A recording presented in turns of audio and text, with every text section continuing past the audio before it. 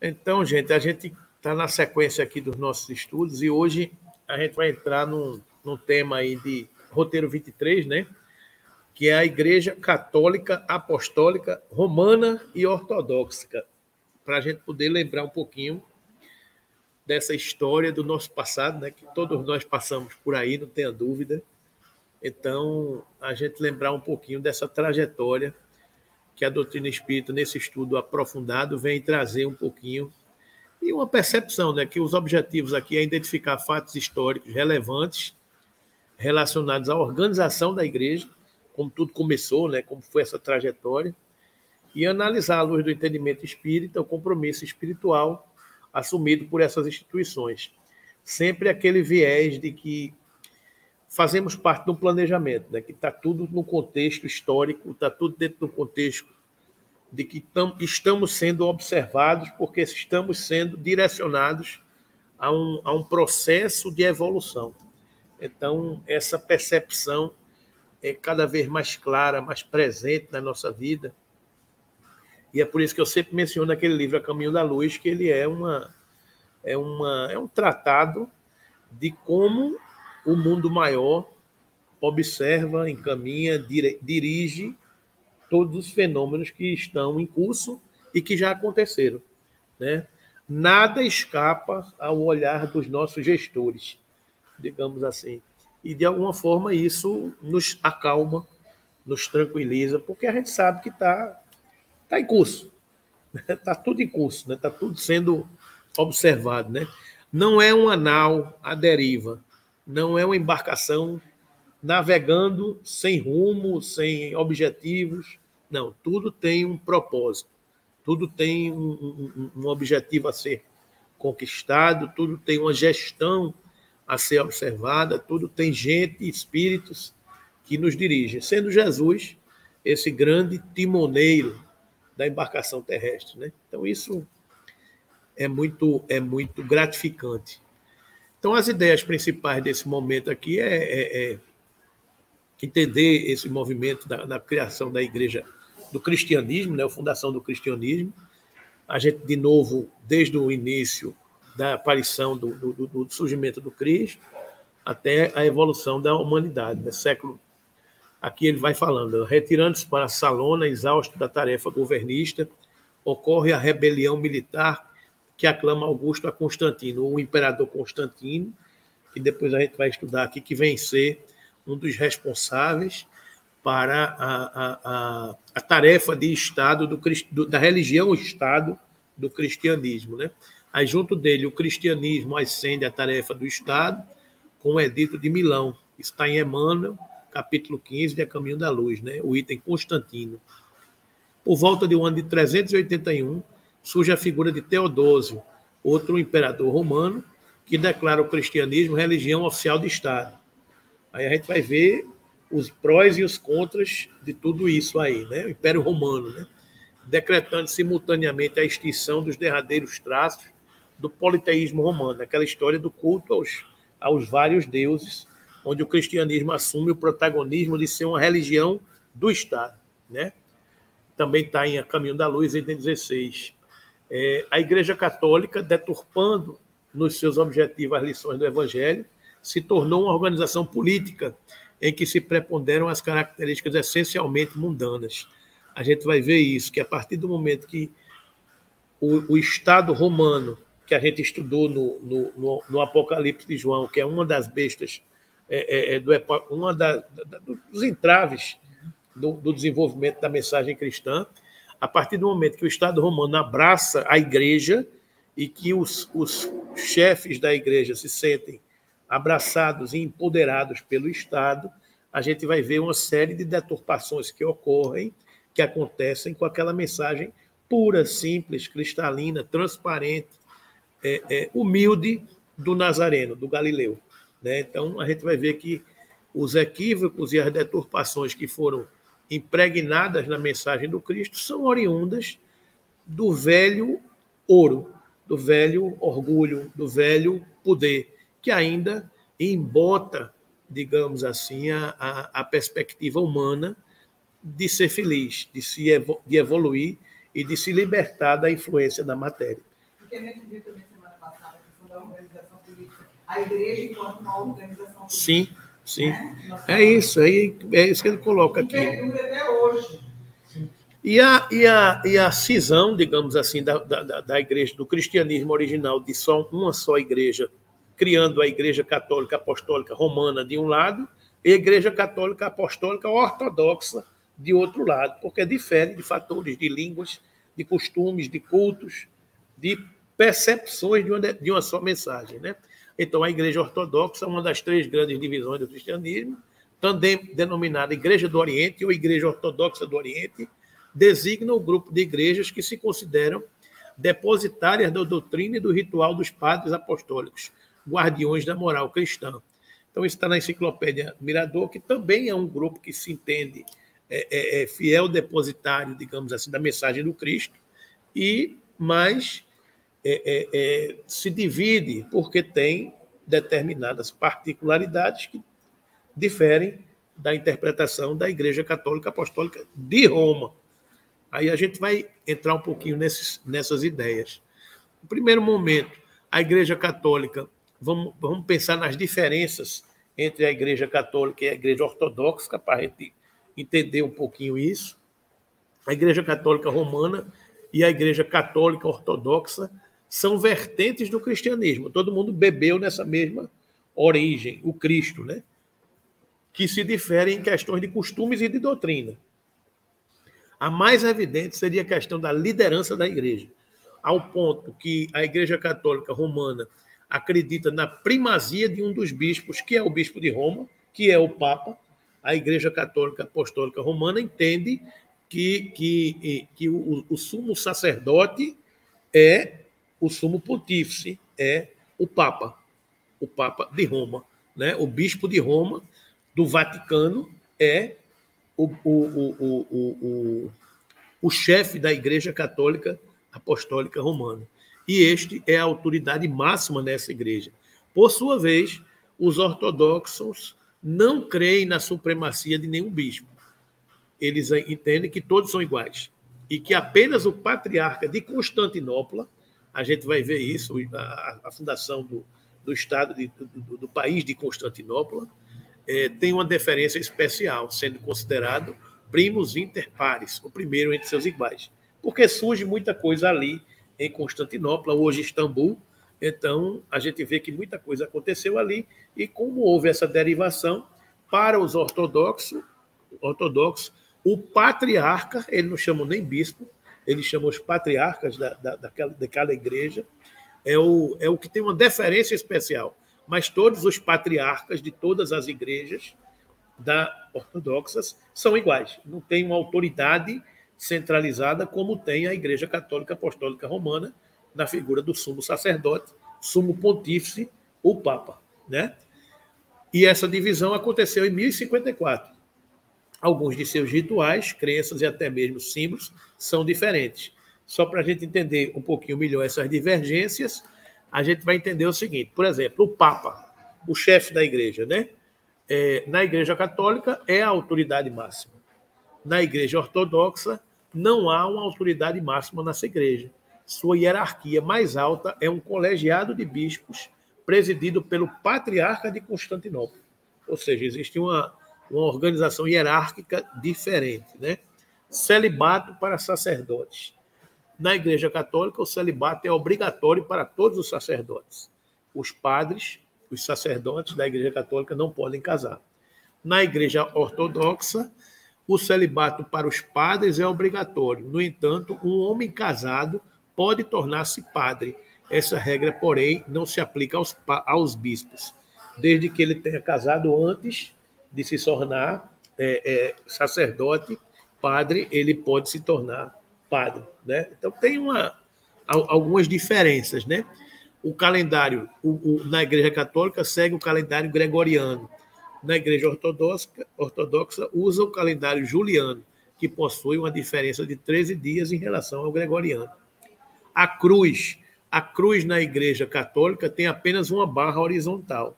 É aquela figura de uma barra horizontal e uma vertical, né? Na Igreja Ortodoxa, ela possui 3 barras. horizontais, né? A gente vai ver aqui depois essa cruz. A quaresma é de 40 dias na católica, de 47 dias na ortodoxa.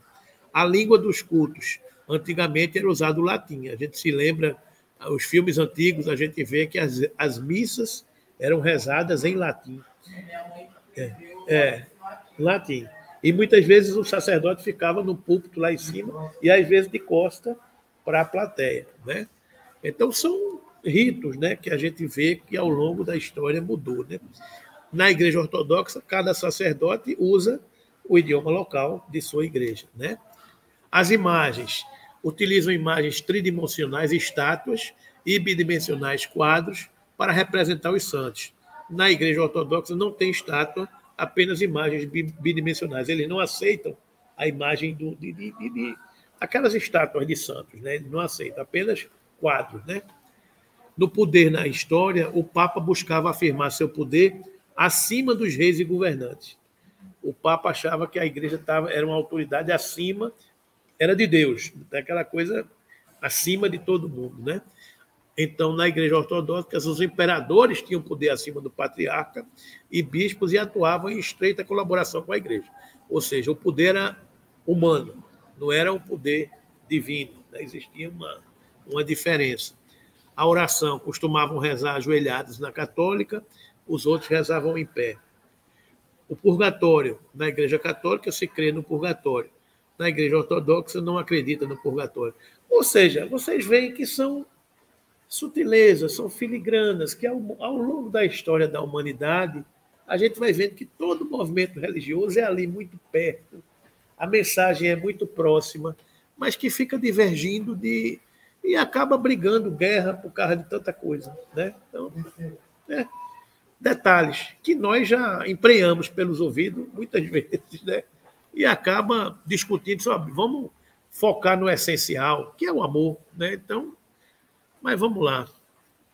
A Igreja Católica, as divisões, a cristandade, esse movimento do Cristo já estava dividido entre igrejas nestorianas e pré-calcedônias, que não aceitavam o Concílio de Calcedônia no ano de 451. Então, essas divisões já vêm de muito tempo, de muitos imperadores, de muitos governantes, por causa exatamente dessas coisas, né? Um acha que é de um jeito, o outro acha que é de outro, e já divide, porque assim é a humanidade. A gente vai e divide, funda uma instituição espírita, daqui a pouco um briga com outra e sai, vai fazer outra instituição, ganha o movimento, porque sai criando uma casa, outra, e ganha o cristianismo, porque sai fundando várias escolas e vai propagando em todo canto, né? Mas mantinha-se uma unidade dentro do território correspondente ao Império Romano. Então, o que fosse Império Romano tinha uma certa unidade de pensamento e de padrão. No entanto, após a queda do Império Romano no Ocidente, as diferenças entre o cristianismo praticado no Oriente e no Ocidente foram se acentuando. Ou seja, quando houve uma cisão, Constantinopla-Roma, os poderes começaram a ficar Oriente, Ocidente, as coisas começaram a divergir um pouco. Poder, né? Tudo aquilo é poder, abrangência, raio de atuação. As distinções culturais e lutas por poder levaram o rompimento das duas vertentes. A diferença na língua e o questionamento da autoridade papal culminaram na separação das igrejas em 1054, em um episódio conhecido como o Cisma do Oriente. Então, é aquela história, porque o Papa é meu chefe lá em Roma, eu estou aqui na Igreja Ortodoxa da Rússia, na Igreja Ortodoxa, não sei de onde, não, meu chefe não é o Papa, não, é o patriarca da Igreja Ortodoxa da Rússia. Então, eles começaram a ter essa independência, digamos assim, né? Assim, o que hoje se denomina a Igreja Católica Romana estavam radicados na Europa Ocidental e os que se tornaram católicos ortodoxos se concentravam na Europa Oriental e no Oriente Médio. Então, geografia, costumes, cultura, línguas, ritos, tudo isso foi mudando. A cruz, a católica é essa assim, a ortodoxa são essas três partes orientais, horizontais, vocês estão vendo. A barra de cima, pequenininha, representa o local onde estava escrito Jesus Nazareno, rei dos judeus. A principal do meio aqui é onde estava estendido os braços, e essa pequenininha aqui de baixo é onde ele apoiava os pés. Símbolos, né? Tudo símbolos que a gente tem. Então, quando você vê o símbolo da cruz na Igreja Ortodoxa, é essa com 3 barras. A outra é com essas 2 barras aqui, né? E para nós o Cristo saiu da cruz, né? Não está aí mais não. Mas vamos lá. Aí vamos entrar um pouquinho nessa história. O primeiro assunto a ser abordado é a Igreja Católica Apostólica Romana. Aí vamos entender a Igreja Católica Apostólica Romana.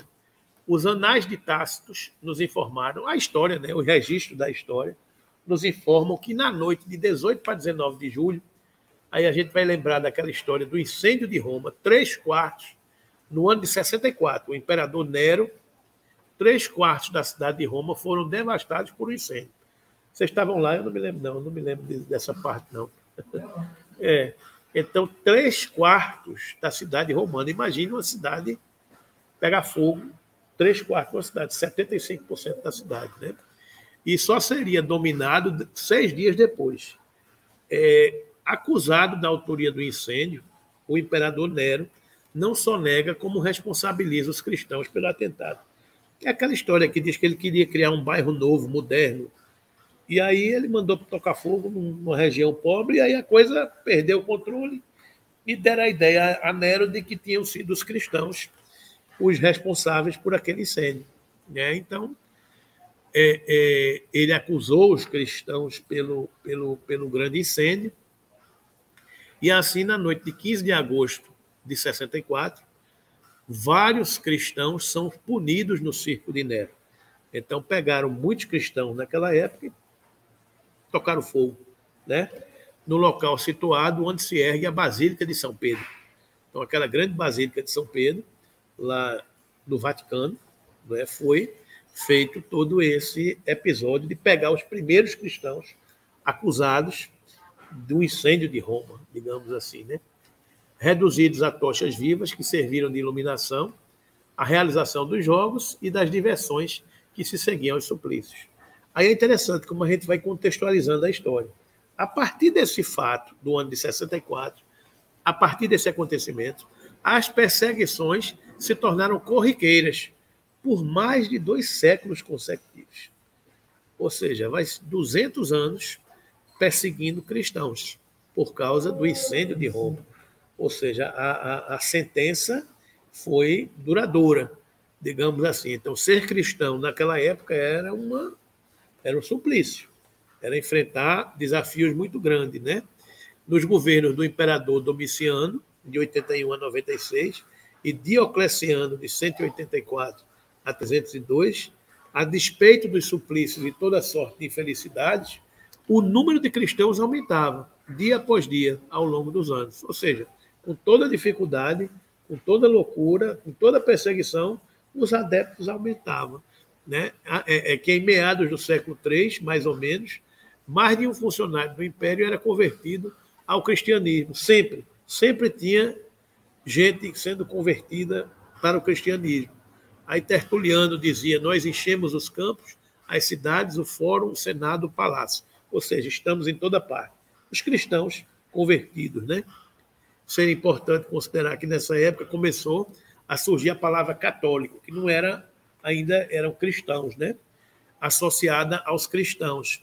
O cognitivo católica ou católico, significando universal, foi incorporado às ações e aos escritos das igrejas do Ocidente, a romana, e do Oriente, a ortodoxa, né?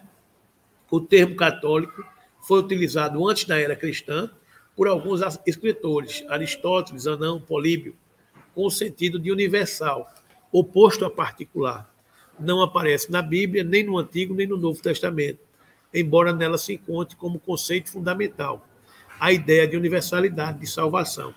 Ele foi aplicado à Igreja Romana e Ortodoxa, e o termo aparece pela primeira vez por volta do ano 105 depois de Cristo, na carta de Inácio, bispo de Antioquia, aos herminenses.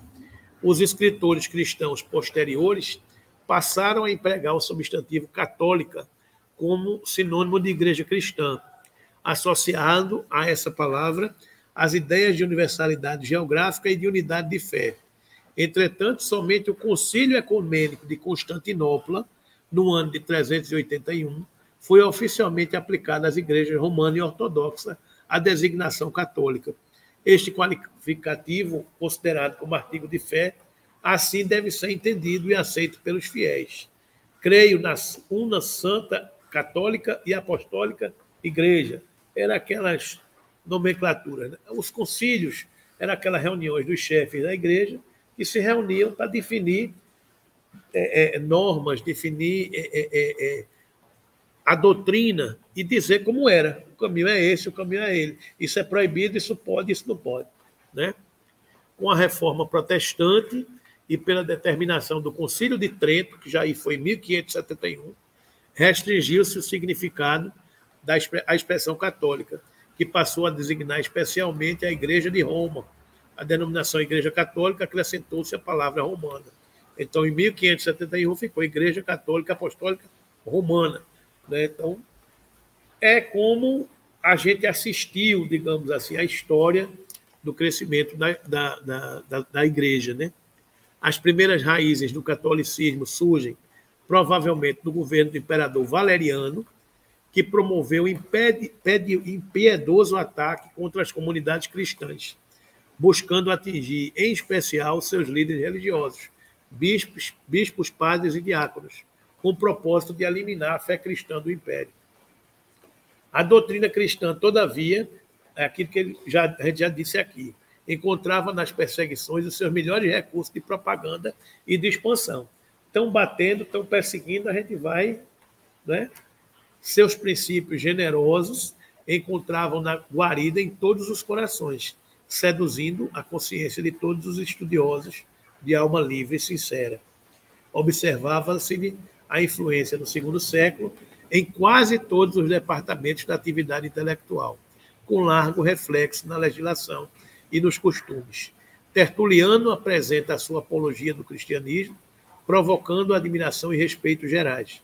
Clemente de Alexandria e Orígenes surgem com a sua palavra autorizada, defendendo a filosofia cristã. E com eles levanta-se um verdadeiro exército de vozes que advogam a causa da verdade e da justiça, da redenção e do amor.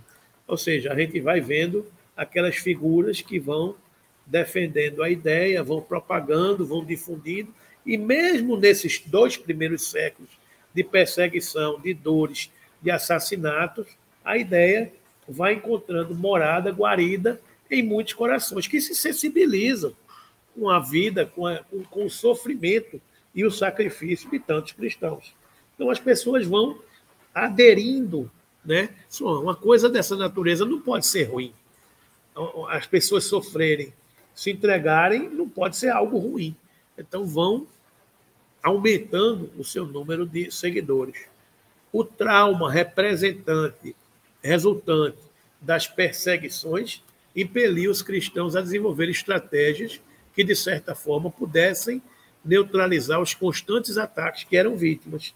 Delineia-se, então, a partir desse período, uma organização institucional que será conhecida como a monarquia papal.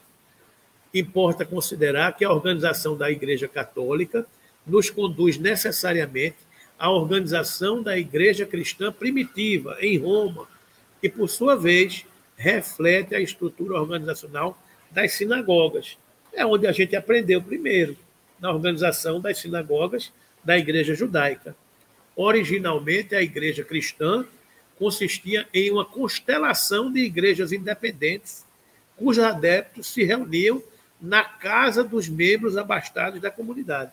A igreja não tinha ainda um templo religioso, então se reuniam nas casas. A gente viu que nas viagens de Paulo procurava visitar algumas pessoas, algumas famílias, e se fossem simpatizantes da ideia do Cristo, ele fundava ali o núcleo daquela cidade, daquela região, daquela igreja, na casa de pessoas mais ricas, que eram casas mais confortáveis, que podiam prover um maior conforto, um auditório. O Peixotinho, não estou dizendo que é uma igreja, mas é um templo religioso, a ideia sempre é a mesma. Surgiu do Evangelho do Lar, que depois foi para uma garagem, que depois... Aí todas as organizações religiosas, elas seguem um grupo de pessoas que se reúnem, que acompanham a mesma ideia, o mesmo ideal, começam a ter regularidade nos seus cultos, nos seus estudos, nos seus textos, dali vão propagando, e o trabalho da caridade para nós espíritas hoje é a grande bandeira do que a gente está fazendo aqui. É como diz o professor Humberto aqui, evangelho e cidadania. De um lado, a gente cuida da cidadania, auxiliando a fé com obras, de um outro lado, a gente estuda o Evangelho à luz da doutrina espírita, que é um esclarecimento de toda a mensagem do Cristo. É a fé raciocinada. Então, de um lado, fé com obras, de um outro lado, fé raciocinada. Não é uma fé que caiu do céu, que a gente se alia ao Estado e que, por isso, a gente vai usufruir de todas as benesses da terra e do céu. Então, é necessário o trabalho, é necessário o estudo, é necessária a evolução para a gente galgar esses degraus. Mas a gente foi, aos poucos, aprendendo tudo isso, né? Porque só hoje a gente é espírita, porque a gente estava aqui nos mesmos erros, nas mesmas dificuldades, nos mesmos equívocos. Né? Uma pessoa de Mato Grosso, ela nem sabia falar inglês, mas quando o evangelho mudar, ela começou a ser espírita, depois a filha dela foi para os Estados Unidos, ela não sabia nada. Quando ela percebeu, ela estava falando inglês, e o fundo do evangelho mudar começou a aumentar. Sim. Teve que ampliar, criando. Claro. As pessoas se juntam, as pessoas comungam dos mesmos ideais e as pessoas começam a servir uns aos outros. A gente aqui está servindo uns aos outros. Quando a gente já tem um hábito de frequentar toda semana o mesmo lugar, conversar, a gente vai conhecendo a vida um do outro, vai se apoiando, vai ajudando. É isso. O conceito é esse, de reunião, de aproximação, e uma luz que brilha adiante, que é o Evangelho, que nos orienta, a doutrina espírita, que nos esclarece. Né? Nessa época, os membros da igreja eram, na maioria, imigrantes, escravos e pessoas livres. Ou seja, pessoas simples, né? Essa diversidade cultural favorecia a existência de uma malha de rituais e de doutrinas confusas e conflitantes, ortodoxas e heréticas, pagãs. Ou seja, gente vinda de muita situação, de muita cultura, um caldo cultural muito abrangente, então era meio confuso. Então isso facilitou o quê? Perseguições de um lado, conflito doutrinário de outro. Aí foi natural a aceitação pelos cristãos de Roma do episcopado monárquico, ou seja, a coisa estava meio desarrumada, então é natural que você aceitasse uma centralização do pensamento, uma organização hierárquica que fosse capaz de atender à desorganização que existia. Né? Esse episcopado, que antecede a monarquia papal, determinou que a direção da Igreja Romana caberia a um bispo, sistema oposto ao existente da administração da Igreja por um colégio de anciãos, que era comum nas demais igrejas cristãs do Império. A administração por parte dos anciões estava fundamentada nos preceitos de assembleia, eclésia, herdados das tradições judaicas. Ou seja, estratégias hierárquicas de como conduz a organização. Né? Aí a gente entra no cristianismo como religião do Estado. Ou seja, você vê naquele primeiro momento os desafios da formação das igrejas, a formação da hierarquia da igreja e as perseguições a tantos imperadores.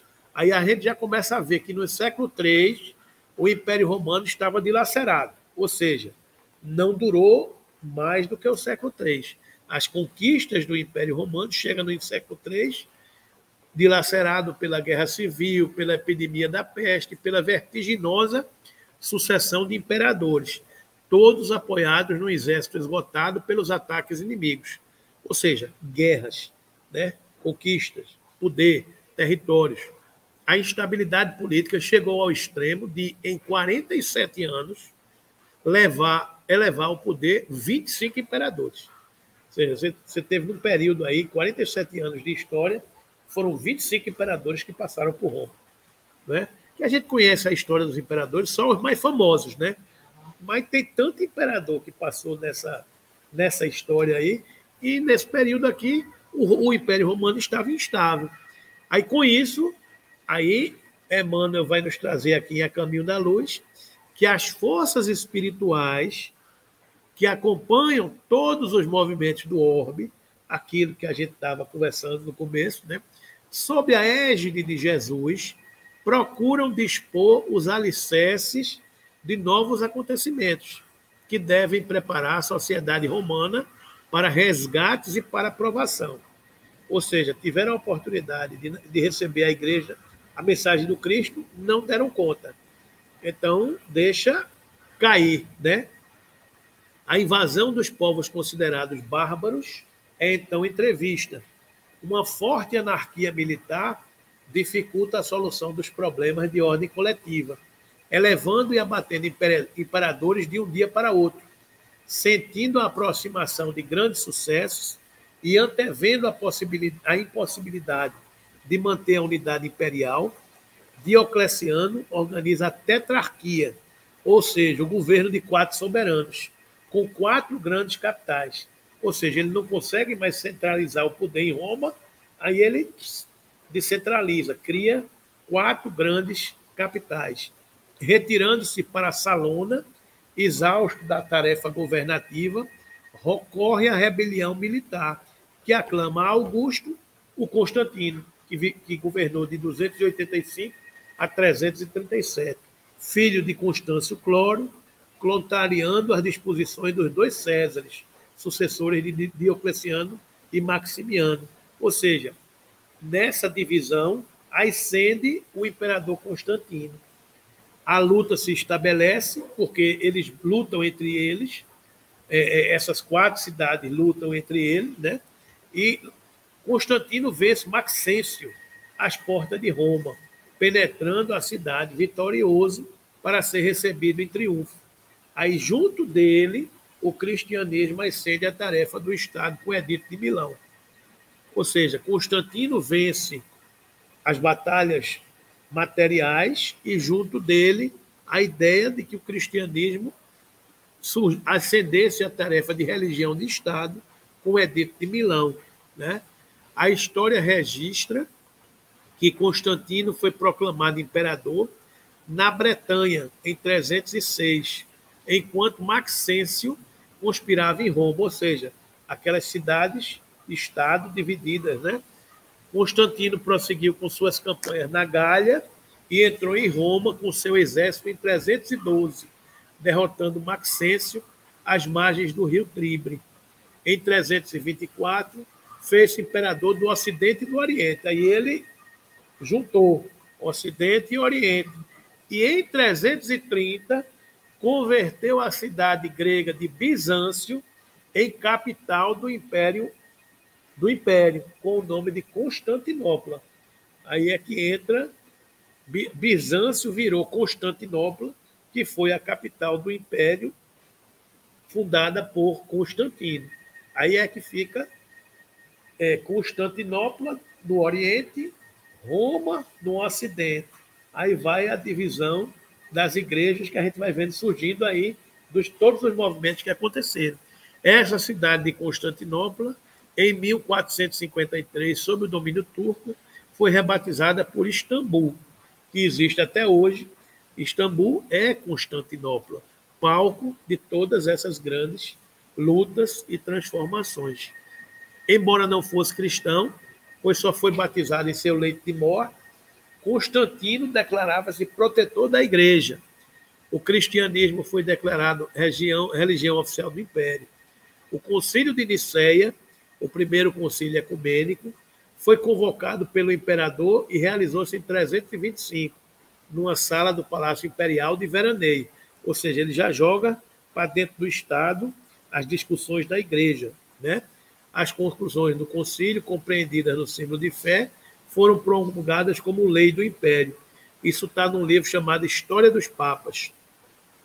Transformar o cristianismo em religião foi um ato político do imperador, amparado por suas percepções psíquicas. Aí vem Emmanuel nos dizer, Leon Denis nos dizer no livro Cristianismo e Espiritismo, que o imperador Constantino era pessoalmente dotado de faculdades mediúnicas e sujeito à influência dos espíritos.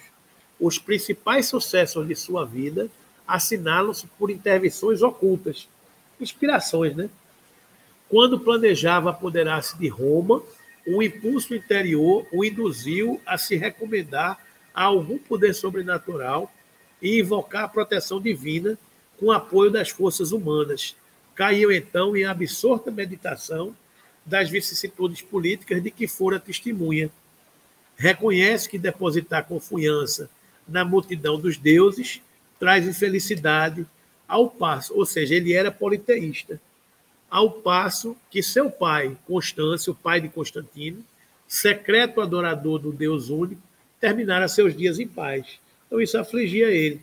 Ele ficava angustiado porque ele cria em muitos deuses, né? Vou pedir para parar de chover, aí vou falar com o Deus da chuva.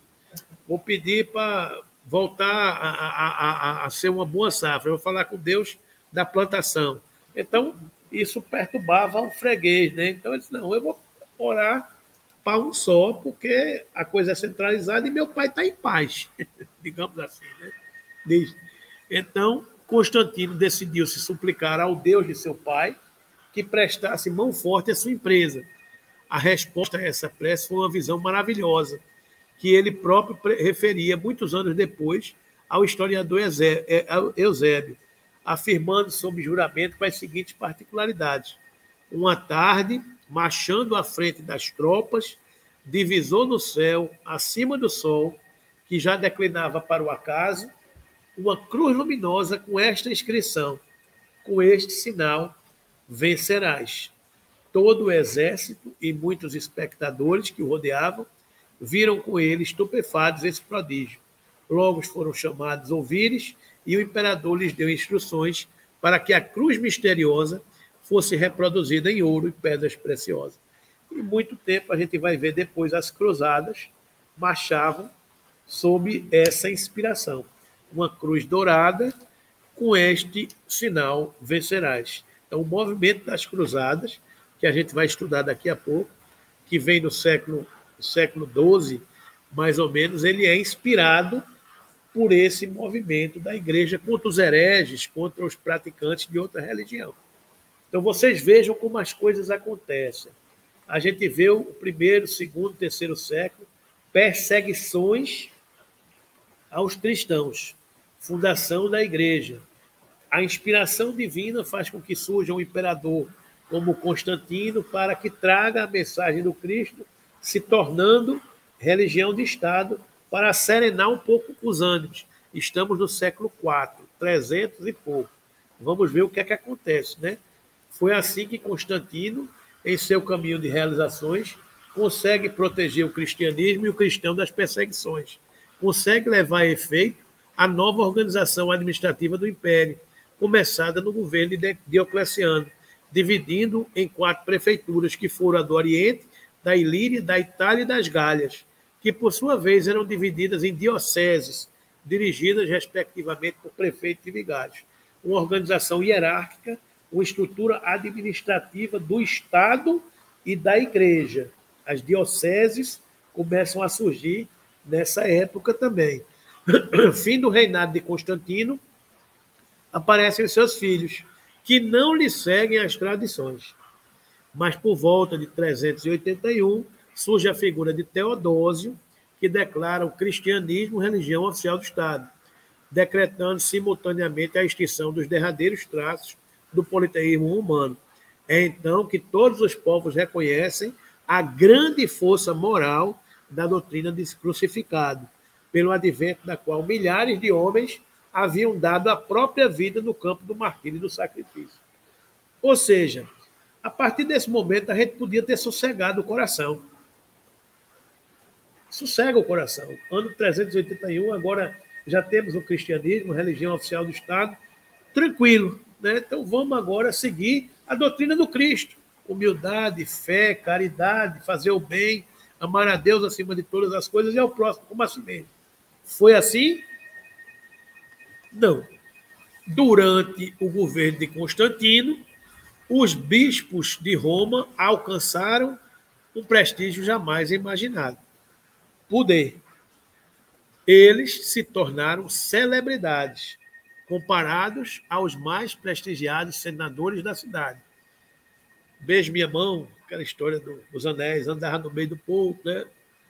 Era de se esperar que os bispos de todo o mundo romano assumissem agora o papel de juízes, governadores, enfim, de grandes servidores do Estado.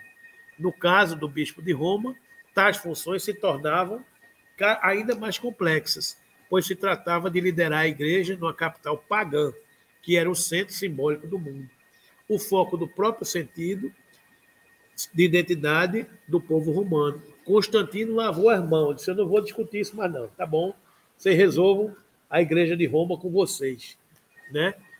E tratou de criar uma capital no leste. Caberia aos papas, os chefes da igreja, criar uma Roma cristã.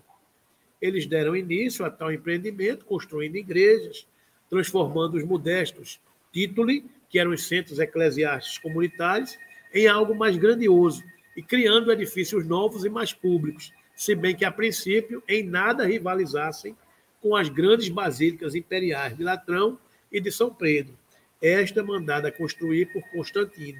Nos 100 anos seguintes, as igrejas se espalharam pela cidade, ou seja, a construção dos templos religiosos começa a partir desse momento, né?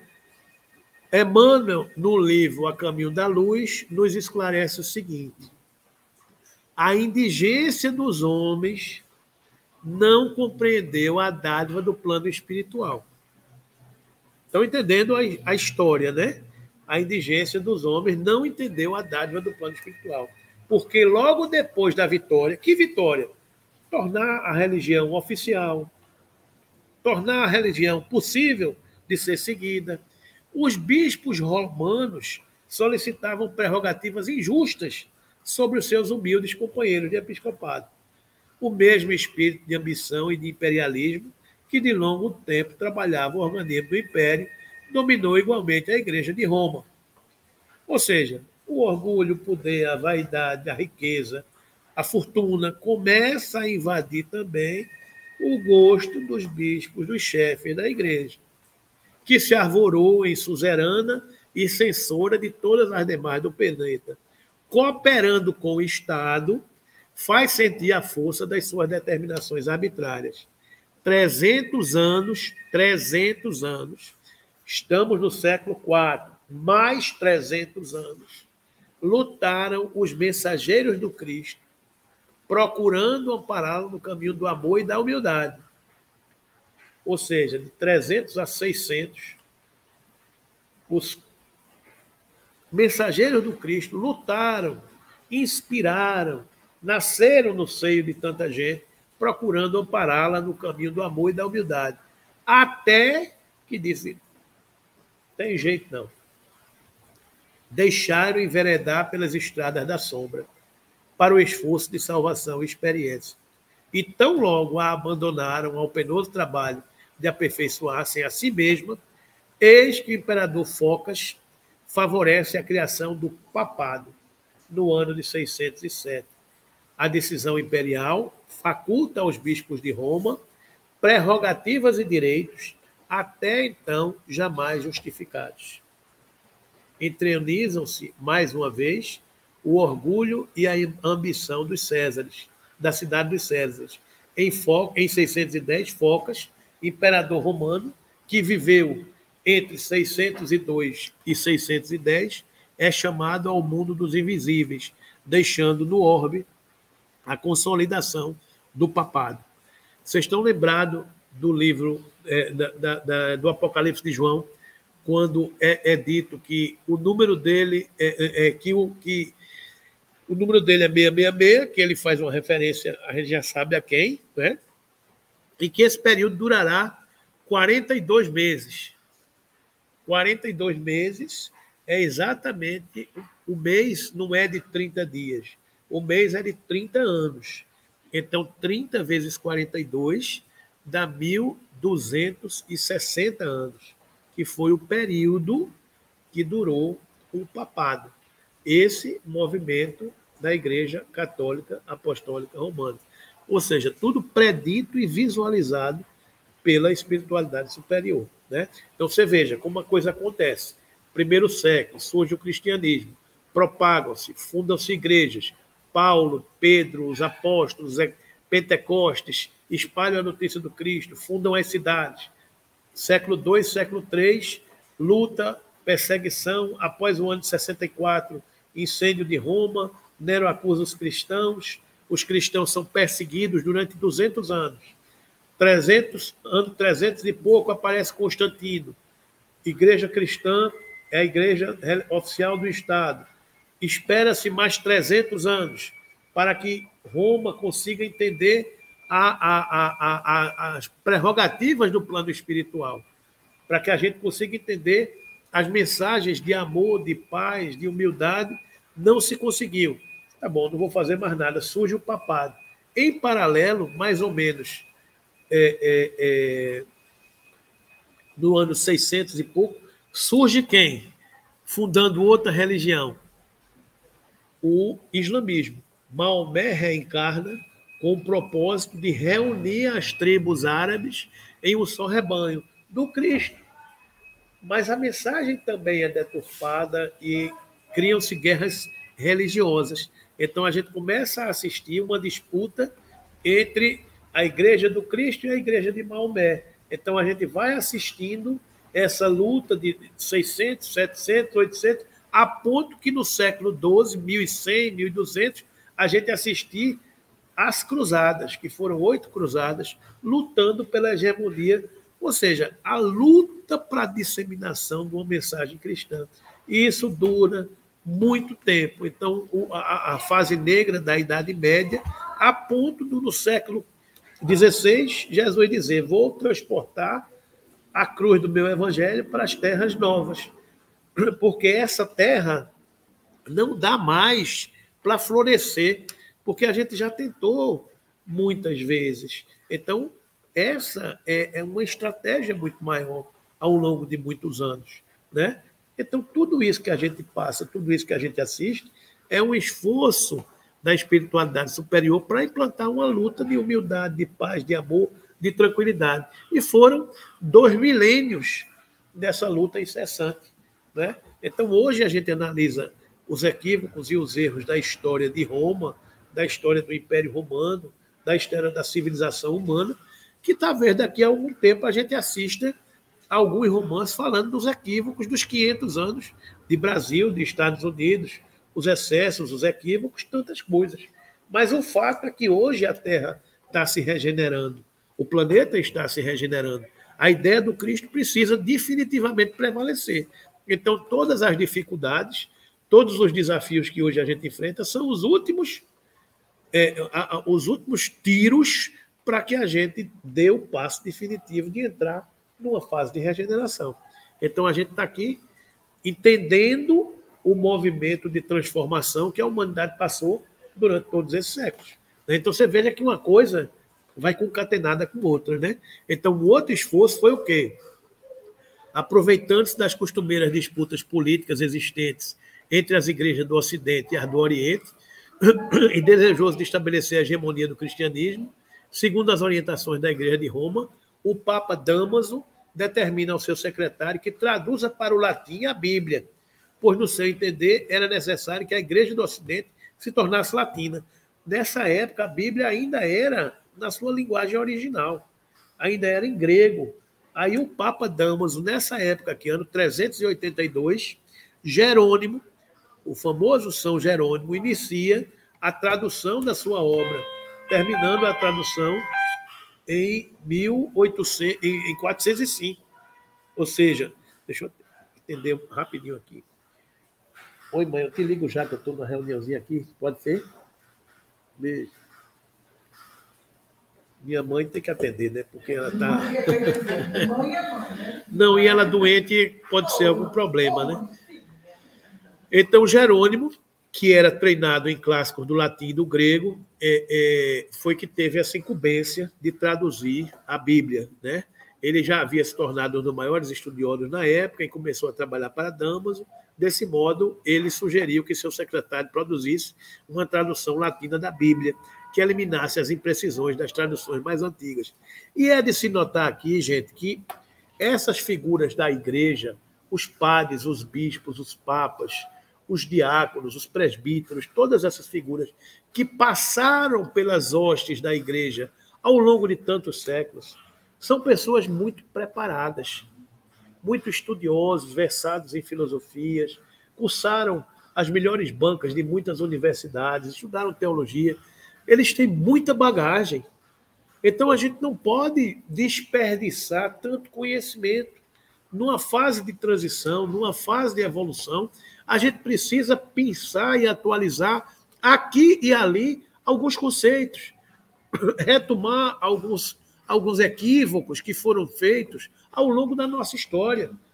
Num canto a gente foi vaidoso, no outro a gente foi orgulhoso, no outro a gente foi prepotente, mas existe uma bagagem muito grande que eu estou muito longe de conhecer e de ter. Figuras feito Jerônimo, feito Santo Agostinho, que hoje são da falange verdade, que nos escrevem na nossa doutrina, são almas muito preparadas, muito nobres, e como eles existem centenas, milhares de companheiros do Cristo que falharam em determinados aspectos pela sua vaidade, pelo seu orgulho, pelo seu egoísmo, ao longo de tantos anos, porque nós também falhamos.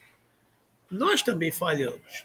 Então, hoje, é preciso que venha uma mensagem consoladora, como a doutrina espírita, nos falar de uma fé com obras, nos falar de uma fé raciocinada, fechando conceitos para que a gente consiga entender as coisas de uma forma mais tranquila, sem ser aquela fé imposta, aquela fé cega que o Estado determina, sem tribunais de penitência, porque a gente não entrou aqui nem na fase da Inquisição, dos tribunais de perseguições aos hereges, de todos.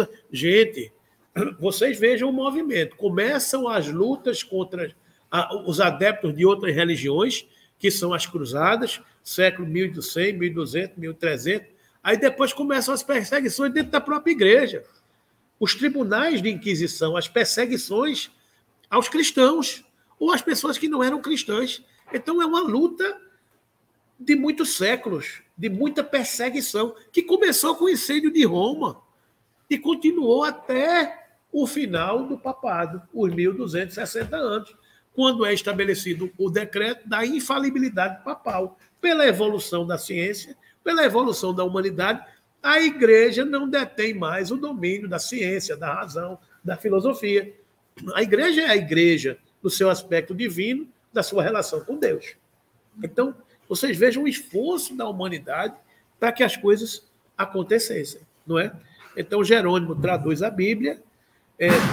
Durante aqueles 23 anos, ele produziu comentários. Aí tem a questão de que alguns originais em hebraico têm alguns textos que hoje a gente chama dos evangelhos apócrifos, que aí ele faz uma referência dizendo que a Bíblia grega tinha mais outros livros a mais que os 60 e poucos livros que a gente tem na nossa Bíblia traduzida, não é? Aí ele chama que a Biblioteca Divina, termo pelo qual Jerônimo se referia à Bíblia, foi finalmente disponibilizada em uma versão precisa e muito bem escrita, na linguagem usada comumente nas igrejas do Ocidente. Ficou conhecida por Vulgata, do latim comum, ironicamente, a tradução da Bíblia no idioma que toda a igreja ocidental pudesse usar. Provavelmente fez com que a igreja tivesse um culto de adoração e uma Bíblia que nenhum leigo podia entender. Ok, gente? Então, para a gente fechar esse estudo da gente aqui, a gente vai passar rapidamente aqui na questão das cruzadas, que eram tradicionalmente conhecidas como expedições de caráter militar, aquilo que a gente estava falando, que foram organizadas pela igreja com o objetivo de combater os inimigos do cristianismo. Esse movimento teve início no final do século XI e se estendeu até meados do século XIII. Os espíritos superiores relatam, século XI e século XIII. Olha os esforços, né? Aí espalha, aí Maomé vem 600 e pouco. Aí é o tempo de criar a massa dos muçulmanos. E aí começa a surgir a liderança dos muçulmanos, que a gente vai ver em Saladino, esse grande rei dos muçulmanos, esse grande líder muçulmano, e a luta para tomar Jerusalém, que é a cidade santa, a cidade sagrada.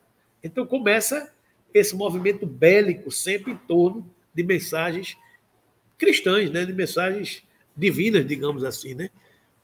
Os espíritos superiores relatam que esse processo começou, na verdade, em séculos anteriores, e aqui a vaidade e o orgulho contaminaram o responsável pelo catolicismo. É o que a gente está dizendo. Esse movimento bélico não foi somente no século XI, foi nos séculos anteriores, porque em todo o século VI, de acordo com as deliberações efetuadas no plano invisível, apareceram os grandes vultos de sabedoria, contratando a vaidade orgulhosa dos bispos católicos, que, em vez de herdar os tesouros da humildade, do amor, do crucificado, reclamam para si a vida suntuosa, as honrarias e prerrogativas dos imperadores. Ou seja, desde o século VI, que mandam vir vultos expressivos de amor, de paz, de humildade, mas os bispos querem uma vida suntuosa, de honraria e prerrogativa de imperador. Os chefes eclesiásticos, guindados à mais alta preponderância política, não se lembravam da pobreza e da simplicidade apostólica, nem das palavras do Messias, que afirmara não ser o seu reino ainda deste mundo. O movimento cristão passa então a contar com uma série de modificações fundamentadas nas interpretações pessoais dos padres que procuravam adequar a religião cristã aos seus interesses. Os equívocos da Igreja Católica, desse movimento que a gente estudou a semana passada, são oriundos dessas concessões que começaram a fazer dessa união Igreja e Estado, para ser conveniente, né? Então, é tudo isso que a gente entende. O cristianismo não aparecia com aquela mesma humildade de outros tempos, suas cruzes e cálices deixavam entrever a cooperação do ouro e das pedrarias, mal lembrando a madeira tosca da época gloriosa das virtudes apostólicas. Seus concílios, como o de Nicéia, Constantinopla, Éfeso e Calcedônia, não eram assembleias que imitassem reuniões plácidas e humildes da Galiléia. A união com o Estado era motivo para grandes espetáculos de riqueza e de vaidade orgulhosa, em contraposição com os ensinos daquele que não possuía uma pedra para repousar a cabeça dolorida. As autoridades eclesiásticas compreendem que é preciso fanatizar o povo, impondo-lhe suas ideias e suas concepções, e longe de educarem a alma das massas na sublime lição do Nazareno, entram em acordo com as suas preferências pelas solenidades exteriores, pelo culto fácil do mundo externo, tão do gosto dos antigos romanos, pouco inclinado às indagações transcendentes. Dessa forma, com a expansão muçulmana, Maomé, entre 622 e 1089, iniciam-se as cruzadas, guerras religiosas estabelecidas para combater inicialmente os seguidores do Islã, mas que atingiu todos os povos não cristãos, cognominados infiéis. As cruzadas foram em número de 8. Primeira, segunda, terceira, quarta, quinta, sexta. As cruzadas eram ordenadas pelos bispos e chefes da igreja e eram realizadas pelos reis dos países católicos. França, Espanha, Inglaterra, Itália. Os reis comandavam seus exércitos e sob a orientação dos bispos da igreja. E aí surge, nessa época, também o movimento dos Cavaleiros Templários, que eram os grandes combatentes e chefes dessas expedições, dessas guerras santas. E você se lembrar daquelas cruzes que surgem, aqueles mantos, os Cavaleiros Templários eram esses lutadores que, sob esse símbolo, vencerás. A cruz na frente e os exércitos marchando sob a orientação divina para vencer os hereges. Esse foi o movimento que nós estávamos mergulhados lá, né, incrustados nessas grandes batalhas. Nessas grandes batalhas. A 7ª Cruzada e a última Cruzada, que fala aqui em São Luís. São Luís, o nosso São Luís, era rei da França, o rei Luís IX, combateu a Sétima Cruzada e a Última Cruzada, né? Então, a Igreja de Roma, herdando os costumes romanos e suas disposições multisseculares, procurou um acordo com as doutrinas consideradas pagãs pela posteridade, modificando as tradições puramente cristãs, adaptando textos, improvisando novidades injustificáveis e organizando finalmente o catolicismo sobre os escombros da doutrina deturpada. É assim que aparecem novos dogmas, novas modalidades doutrinárias, o culto dos ídolos das igrejas e as espetaculosas festas do culto externo, copiados quase todos os costumes da Roma anticristã. Então, esse é o movimento. A gente olhar o mundo como era naquela época, a gente vai ver que saindo de Jerusalém, de cada uma dessas cidades, as cruzadas marchavam durante 200 anos por toda essa região aqui. Constantinopla à direita, Roma à esquerda, mais adiante. Então, você vê que tudo isso aqui, essas rotas aqui, foram os caminhos percorridos pelas 8 cruzadas, que passaram devastando terras, matando gente, tudo em nome de Deus, né? Nessa disputa sangrenta por essa hegemonia de uma mensagem que é de amor. Então, aí estão os nossos equívocos, que a gente luta até hoje por essa mensagem simples que a gente tenta impregnar hoje no coração de cada um de nós e da humanidade. A igreja tinha a função de um Estado maior. Né? Sim, junto do Estado. Junto do Estado. Se você não tiver com a gente, você está fora. Se você não tiver com a gente, você está fora. Você tem que seguir isso aqui. Ou segue ou morre. Né? Porque ou segue ou morre, vem numa guerra. E depois ou segue ou morre, vem nos tribunais da Inquisição. Você está lendo o quê? É um livro proibido? Rita, as pessoas envenenavam livros hereges. As bibliotecas em todo canto, o cara tinha a função de botar veneno nas páginas dos livros que não fossem os livros apoiados pela igreja. Então, se você folheasse aquilo ali e depois tinha mania de... morria. Então, era muita loucura que era feita em nome de uma adoração, de um segmento, de uma seita que você tinha que seguir. Sobre o domínio, né, o poder. Agora, como é difícil, né?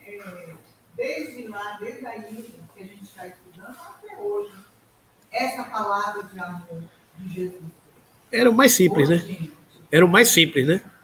Sim, não, estou dizendo assim, ela é uma simples. Mas não. A sua aplicação, né, personificada enquanto palavra de amor, gente, é uma luta, é quase que o contrário, o avesso. Você aplicar a palavra de amor de Jesus Cristo é uma luta, é uma luta.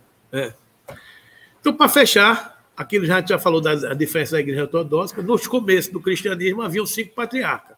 Cada um deles era o cabeça de um centro de expansão da nova fé. E cada um deles tinha a função de expandir o cristianismo em uma certa direção geográfica. Primeiro, o patriarca de Jerusalém, no centro onde Jesus morreu e ressuscitou. Ao norte, o patriarca de Constantinopla. Ao sul, o patriarca de Alexandria. No Egito, ao oriente, o patriarca de Antioquia. E ao ocidente, o patriarca de Roma. Ou seja, uma expansão geográfica. As igrejas iam sendo fundadas lá. O patriarca de Roma, nos séculos posteriores, passou a ser chamado de Papa. A Igreja Ortodoxa, uma das 3 grandes divisões do cristianismo, também denominada Igreja do Oriente, designa o grupo de igrejas que se consideram depositárias da doutrina e ritual dos padres apostólicos. Representando a fé histórica da cristandade oriental, a Igreja Ortodoxa é mais limitativa do que as igrejas orientais, não somente por excluir os cristãos orientais, que se reuniam à Igreja Católica Apostólica Romana, Uniatas, como também por não compreender as igrejas que se separam do século V por motivos doutrinários. Oficialmente, a chamada Igreja Católica Apostólica Ortodoxa ou Igreja Grega, em oposição à Igreja Latina, Católica e Romana. A Igreja Ortodoxa abrange os grupos que se originaram do grande cisma de 1054 e que dependem historicamente de Bizâncio, Constantinopla. Aquela divisão que a gente falou, e o mapa, a gente imagina naquela época que a Igreja Católica tinha 5 grandes centros: Jerusalém, Roma, né, Bizantino, né, Bizâncio, que é Constantinopla aqui, outra mais, onde é a outra que ele falou aqui, Alexandria, né, e Antioquia. Então, a igreja tinha suas expansões. Dessa divisão, costumes, seitas, línguas, idiomas, você fica com a igreja católica apostólica romana do Ocidente e a igreja ortodoxa do Oriente, por causa de todas essas divisões e aquelas diferenças que a gente viu. E esse foi o movimento que a gente vê em vermelho aqui, a expansão do cristianismo até o ano 300, os grandes centros que povoam tudo isso, e depois o cristianismo se expande, indo aquele movimento da onda, da onda que vai se ampliando, né, por todo o canto. As igrejas se subdividem em vários teorias e simbolismo, a história da Virgem Maria. Uns acreditam que Jesus não podia nascer de Virgem Maria, porque Jesus não era filho do homem, Jesus era divino. Então começam as nuances que começam a criar correntes filosóficas, e você segue a doutrina por um lado, a doutrina por outro, e tem credos que hoje não acreditam na Virgem Maria, porque Jesus era filho de Deus, não podia ser filho de uma mulher humana. Aí a igreja, para ter uma concessão, aí diz, não, Jesus era semideus, era metade humano e metade divino. Aí vai criando as arrumações para acomodar os textos de todo mundo, né? E só para a gente entender a evolução do cristianismo, a gente está aqui na América Latina com 601 milhões de cristãos. A população hoje do mundo, a gente fala em 7,5 bilhões de pessoas, né? E desses 7,5 bilhões, a gente tem 2,5 bilhões de cristãos, né?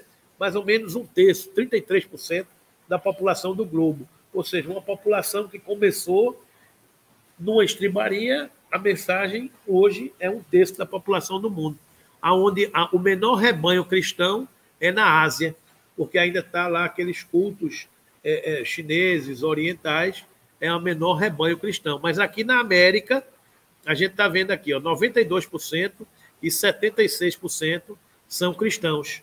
Mas na África, a gente tem 631 milhões de cristãos, né? Então, está aí distribuído mais ou menos a mensagem do cristianismo. E essa divisão tem aqui essas divisões. Lá atrás, o Concílio de Éfeso, de Calcedônia, o Cisma do Oriente vem aqui. Lá na frente, a gente vai encontrar a Reforma Protestante, que aí cria o calvinismo, o luteranismo, o protestantismo, o anglicanismo, aí vai as diversas correntes dentro de uma só mensagem do Cristo, né, meus irmãos? Então, para concluir o nosso estudo da manhã de hoje, depois a gente vai mandar essa apresentação para vocês lerem, vocês podem ler com mais calma dos livros, né? Mas a grande mensagem é o seguinte: a mensagem surgiu, vieram muitos desafios, a gente lutou muito durante muito tempo para chegar onde a gente está hoje. Várias correntes, quase todas dizendo a mesma coisa, com nuances particulares de diferenças, mas a mensagem é uma só. A gente vai, volta para o amor, para a fé com obras, com a fé raciocinada. É o que a gente está fazendo aqui, é o que a gente está estudando aqui, né? Então está aí, meus irmãos, os caminhos que a gente viu do surgimento da Igreja Católica Apostólica Romana e da divisão para a Igreja Católica Apostólica Ortodoxa. Aquelas diferenças que a gente mencionou aqui e que a gente siga entendendo que a mensagem do Cristo é simples, não é de guerra, é de paz, é de amor, é de esperança, é de tranquilidade. E todos formamos um só rebanho. Passou a fase das guerras, passou a fase das inquisições, passou a fase dos tribunais. Hoje estamos vivendo a época da caridade, da solidariedade, da fraternidade, do entendimento entre todos os irmãos. Ou seja, não dá mais para discutir religião, dá para se juntar e fazer o melhor que cada um tem para fazer, dentro do que acredita, porque todo mundo acredita no amor, não é isso? Então, que Jesus nos abençoe e que a gente possa